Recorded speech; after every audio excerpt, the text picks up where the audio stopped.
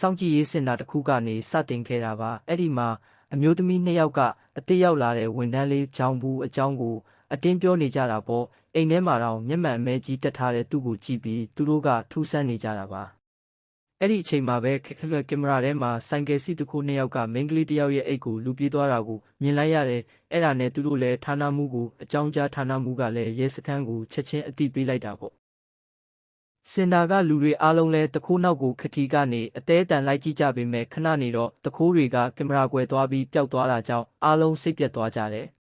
ဒါပေမဲ့အဲ့ဒီအချိန်မှာပဲဂျောင်မူကတခြားကင်မရာတစ်ခုမှာတခိုးတွေပြေးနေတာကိုလှမ်းမြင်လိုက်ပြီးအကြောင်းကြားပေးလိုက်တာကြောင့်ရဲတွေကတခိုးကိုလက်ရဖမ်းမိသွားပါတော့တယ်ဂျောင်မူရဲ့ဆူရှာတဲ့အမြင်အာရုံကိုကြည့်ပြီးအားလုံးကအံ့ဩသွားကြတာပေါ့တကယ်တော့ဂျောင်မူမှာထူးခြားတဲ့အခြေအနေတစ်ခုရှိနေတာပါအဲ့ဒါကတော့အရာအလုံးကို slow motion အနှိမ့်ပြကွက်လိုမျိုးမြင်နေရတာပဲဖြစ်ပါတယ်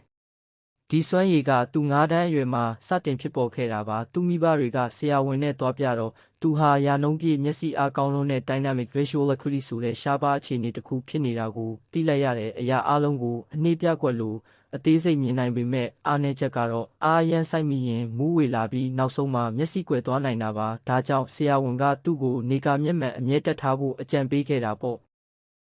သူ့မျက်စိကိုကူးဖို့အတွက်ဖခင်ဖြစ်သူကနိုင်ငံခြားထွက်အလုပ်လုပ်ခဲ့ရပြီးသူကတော့အမေညီမတို့နဲ့ကြံရစ်ခဲ့တဲ့ကျောင်းမှာမျက်မှန်အမြဲတက်ထားလို့အနှိမ်ခံရပေမဲ့ဆူမီယာဆိုတဲ့မိန်းကလေးကတော့သူ့ရဲ့တူးရဲသောတငယ်ချင်းဖြစ်ခဲ့ပါတယ်ဒါပေမဲ့ဂျောင်မူနဲ့ပေါင်းလို့ဆူမီပါဝိုင်းပယ်ခံရတာကြောင့်နောက်ဆုံးမှာဆူမီလည်းသူ့ကိုထားသွားခဲ့ရတယ်အဲ့ဒီအချိန်ကစပြီးဂျောင်မူဟာအထီးကျန်ပြီးစိတ်တက်ကြကအိမ်ထဲကအိမ်ပြင်မထွက်ဘဲထားတွေပဲတောက်လျှောက်ကြည့်ရင်းနေလာခဲ့တာ10နှစ်တောင်ကြာသွားခဲ့တယ်